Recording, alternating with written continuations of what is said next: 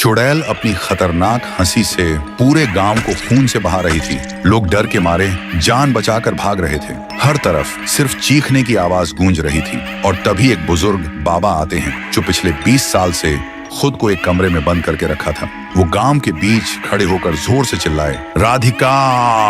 अचानक चुड़ैल की हंसी बंद हो गई और वो सीधा बुजुर्ग के पास आई। बाबा ने गहरी आवाज में कहा, बंद करो, ये सब बहुत हो गया। सुनते ही चुड़ैल रो पड़ी। लगभग 50 साल पहले वो भूतिया घर एक सुंदर हवेली हुआ करता था और उसमें रहता था एक परिवार, राधिका, उसका पति और उनका एक छोटा बेटा। राधिका और उसका पति दोनों को तंत्र विद्या आती थी। उस विद्या से वो गांव वालों की हर बीमारी दूर करते थे।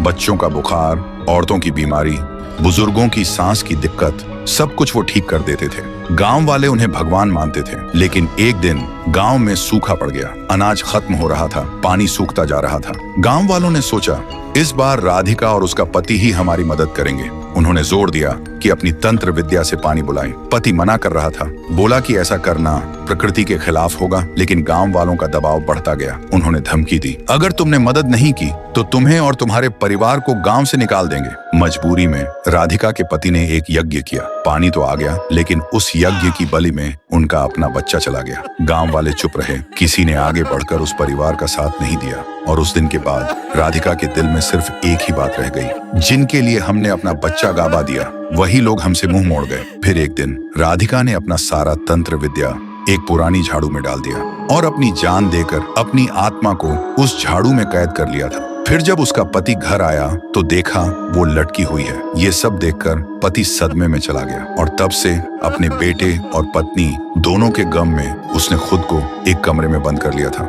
लेकिन अब उन्हें समझ आ गया था, राधिका अपने बच्चे के गम में सबको खत्म कर देगी। फिर राधिका बोली, पति तुम कैसे हो? तुम्हें बहुत दिन बाद देखकर मुझे बहुत अच्छा लगा। आओ हम मिलके अपने बेटे का बदला लेते हैं। ये सुनकर पति की आंखों से आंसू बहने लगे। उसने बस इतना कहा, रुक जाओ जानी, बहुत हो गया। राधिका चीख उठी, नहीं, इन लोगों ने मारा हमारे बच्चे को। इन्हीं की वजह से हमारा बच्चा मर गया। इन्हें मैं कभी माफ नहीं करूंगी। कहकर वो दोबारा आसमान में चली गई और उसी खतरनाक आवाज से हंसने लगी। उसके पति नम आंखों से बोला, आई लव यू जानी।